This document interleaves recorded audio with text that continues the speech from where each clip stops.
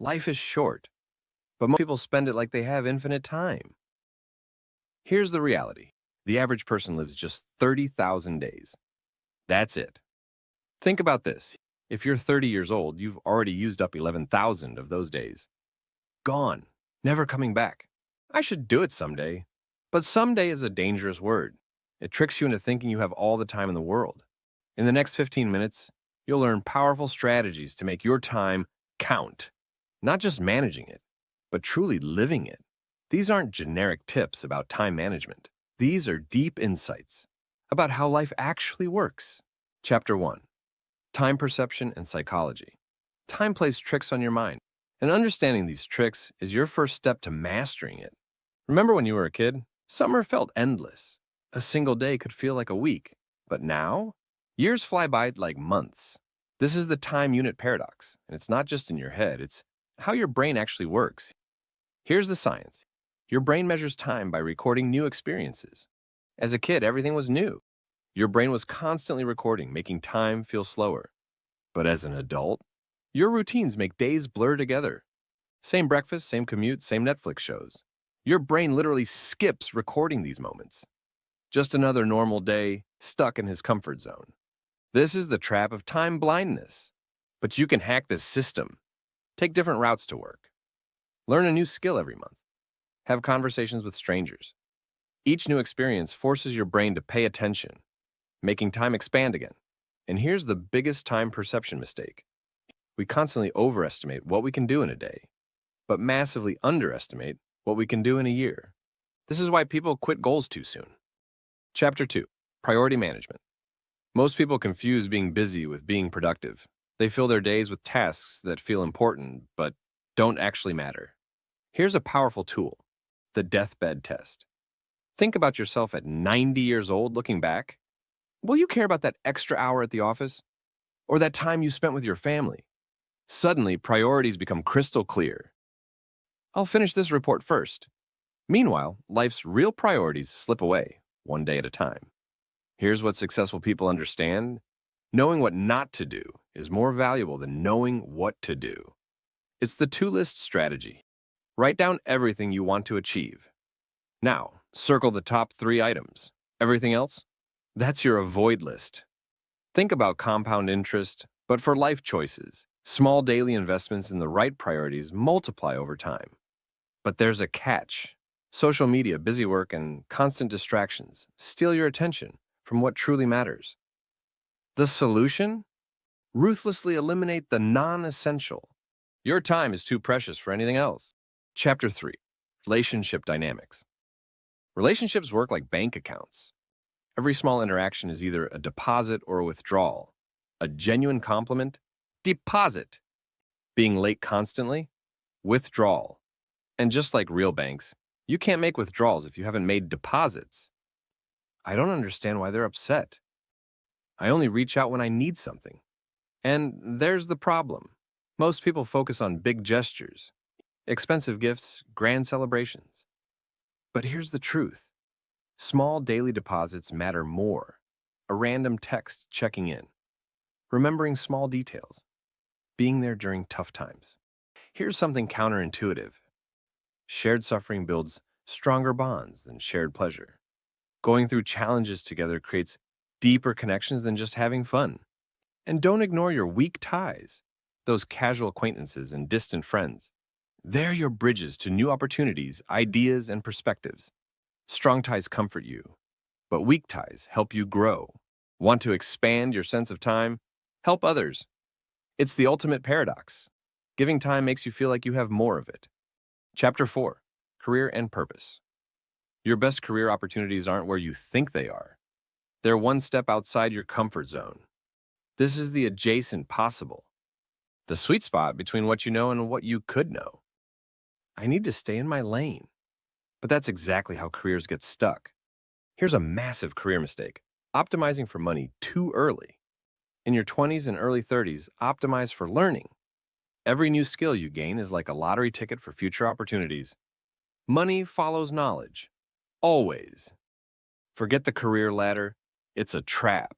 Modern careers are more like jungle gyms. Move sideways, diagonally, even backwards sometimes. Each move builds a unique skill combination that makes you irreplaceable. This job is comfortable, but comfort is career quicksand. The longer you stay in a role you've outgrown, the harder it is to leave. Here's the secret. Use productive procrastination. When you're avoiding one task, channel that energy into learning something new. Your procrastination projects often reveal your true passion. Chapter 5. Health and Vitality. Health isn't just about living longer. It's your life's force multiplier. Every other aspect of your life either improves or suffers based on your health. Period. Think about this. Would you rather have 8 energized hours or 12 draining ones? Your energy levels matter more than your time. I'll sleep when I'm dead. Wrong mindset. Sleep isn't just rest. It's your brain's superpower. Without it, your decision-making is as bad as being drunk. That promotion you want, that relationship you're building, they all depend on your brain working at its best. Here's something nobody talks about. You're two different people, morning you and evening you. Morning you makes plans. Evening you has to follow through. Don't let morning you be a tyrant. Want a life hack? Micro workouts. 10 push-ups here, a quick walk there. 5 minutes of stretching. These small movements add up. Your body was built to move, not sit for 8 hours. Remember this. Physical movement creates mental clarity. Stuck on a problem? Move your body. The solution will come. Chapter 6. Learning and Growth. Want to learn anything faster? Teach it to someone else. This is the teacher effect. Explaining something forces your brain to understand it at a deeper level. I'm not ready to teach yet, but that's exactly why you should teach. Your struggles make you a better teacher than an expert. You still remember what's confusing. Here's a secret learning hack. Read biographies. Why? Because each one gives you a lifetime of experiences in a few hours. Want to avoid common mistakes? Learn from people who already made them. Most people try to get good at everything. Smart people stay strategically bad at some things. It's called deliberate amateurism. It keeps your brain flexible and your ego in check. Constraints aren't your enemy. They're your superpower. Limited time, limited money, limited resources. Good. These constraints force you to be creative. And here's the most valuable skill: knowing when to quit. Strategic quitting isn't failure. It's making space for better opportunities. Quit fast on things that don't serve your growth. Chapter 7. Emotional Intelligence. Your emotions have a secret timer. The chemicals that create any emotion, anger, fear, frustration, last exactly 90 seconds in your body. After that, you're choosing to stay in that emotion. I can't help how I feel. But here's the truth. While you can't control the first wave of emotion, you absolutely control the second. Think of emotional regulation like a superpower.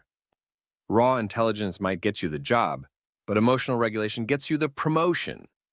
Why? Because people trust those who can stay calm in chaos. Most people hide their vulnerability. Smart people use it strategically. Showing the right amount of vulnerability at the right time builds deeper trust than always appearing perfect. Here's a costly mistake: avoiding difficult conversations. These conversations are like compound interest, in reverse. The longer you wait, the more emotional debt you accumulate. That small issue you're avoiding, it's growing bigger every day. And gratitude isn't just a feel-good practice. Unexpressed gratitude is like having money in a bank you can never withdraw from. Use it or lose it. Chapter 8. Financial Wisdom. Money isn't just about numbers in your bank account. It's about something far more precious: your freedom of time. Here's a truth most people miss. Making more money often makes you poorer in time. As your income grows, your lifestyle expands. Bigger house, more maintenance, fancy car, more worry, better neighborhood, longer commute. Finally, I can afford everything I want. But that's the trap. Lifestyle inflation is like running on a treadmill, moving fast but going nowhere. Think about time affluence. Would you rather make $100,000 working 80 hours a week or $70,000 working 30? Your true hourly rate includes everything you sacrifice for that money. Most people get this backwards. They buy objects but rent experiences. Smart people rent objects and buy experiences. Why? Because experiences appreciate in value. Objects usually don't. Here's the ultimate financial skill: building margins. Living below your means isn't about restriction, it's about creating space for opportunities. That space is your ticket to real wealth. Chapter 9. Creative Living. Creativity isn't about waiting for inspiration. It works more like a faucet. When you first turn it on, rusty water comes out. That's your bad ideas. You need those bad ideas. They clear the way for the good ones. I'm waiting for the perfect idea. But that's like waiting for the water to get clean without turning on the tap. You have to push through the rust. Here's something counterintuitive. Creativity loves constraints. Give someone unlimited options, they freeze. Give them limited options, they get creative. Think about it. Shakespeare wrote in strict meter and rhyme. Those limits forced his creativity. Most people try to create and judge at the same time. That's like trying to drive with one foot on the gas and one on the brake. First create. Judge later. Document everything you create. Your brain is like a creativity muscle. It needs to see its progress to grow stronger. Those early, terrible attempts, they're your proof of improvement. And here's the real secret. Combine skills nobody else combines. That unique intersection, that's your creative superpower. Chapter 10. Personal energy. Your energy is your most precious resource. Time management is useless without energy management. You can't do meaningful work if you're running on empty. Most people never audit their energy. They don't realize some activities give energy while others drain it. That morning walk, energy boost. That toxic friendship, energy vampire. I just need more willpower. But willpower is like a muscle. It gets tired. Smart people don't rely on willpower. They design their environment to make good choices automatic. Think about decision fatigue. Every choice you make takes energy. What to wear, what to eat, when to exercise. That's why successful people often wear the same things and eat the same breakfast. They're saving their energy for decisions that matter. Here's a counterintuitive energy hack. Strategic incompetence. Being deliberately bad at non-essential tasks means others stop asking you to do them.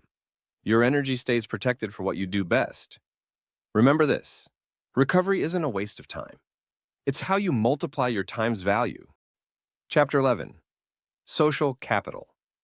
Success isn't just about what you know, it's about who you know. But here's the thing. Real social capital isn't about collecting business cards or LinkedIn connections. It's about building genuine relationships. There's a simple formula for friendship. Time plus vulnerability plus shared experiences. You can't shortcut any of these elements. Real connections need all three. I don't have time for networking. But that's missing the point. True networking isn't about taking. It's about connecting. The best networkers aren't collectors. They're connectors. They introduce people who should know each other. Most people underinvest in friendship maintenance. They wait for big life events to reconnect.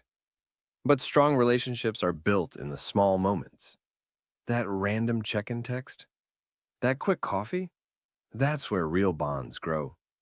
Think about community like a garden. You can't plant all the seeds at once and expect them to grow. You need constant small acts of nurturing. Every conversation is water. Every introduction is fertilizer. The truly successful? They build their community before they need it. Because when you need a community, it's too late to build one. Chapter 12. Mental models. Mental models are your mind's shortcuts to understanding reality. But here's the catch. The map is not the territory. Your mental models are always simpler than reality. And that's both their strength and their weakness. Most people see only what's in front of them. They play checkers while life plays chess. Second-order thinking is your advantage. Asking not just what happens next, but what happens after what happens next. This seems like the obvious choice. But obvious to whom? Your mental map might be missing crucial territory. That's why multiple perspectives aren't just useful, they're essential. Here's a powerful truth. Knowledge isn't power. Understanding is power. Knowledge is knowing that a tomato is a fruit. Understanding is knowing not to put it in a fruit salad. Most people collect facts. Smart people collect patterns. Think about inverse thinking. Instead of asking, how can I solve this problem? Ask, how am I creating this problem? Sometimes the solution is stopping what causes the problem in the first place. Chapter 13, Life Design. Your life isn't something that happens to you. It's something you actively design. Think of it like a portfolio, not just of money, but of experiences, relationships, skills, and dreams. Most people overvalue planning and undervalue testing. Life design isn't about making perfect plans. It's about running small experiments to see what actually works for you. I need to figure everything out first, but that's exactly backward. You can't think your way into the right life. You have to test your way there. Here's what most people miss about change. Tiny adjustments create massive results. Want to transform your life? Start with changing one thing for 5 minutes. That small win builds momentum for bigger changes. Think about your metrics. Most people measure their lives by society standards, money, status, possessions. But what if you designed your own metrics? What if success meant time with family, or learning new skills, or helping others? Regular life reviews aren't optional. They're how you catch problems while they're still small. Monthly reviews prevent yearly regrets. Conclusion. Life isn't about finding extra hours. It's about making your hours count. Every principle we've covered, from time perception to relationship building, from energy management to life design, works together to create a life worth living. Remember, time will pass whether you use it wisely or not. Your habits become your days become your years become your life. Start small. Pick one idea that resonated with you. Test it, refine it, make it yours. The best time to start living fully isn't someday. It's today.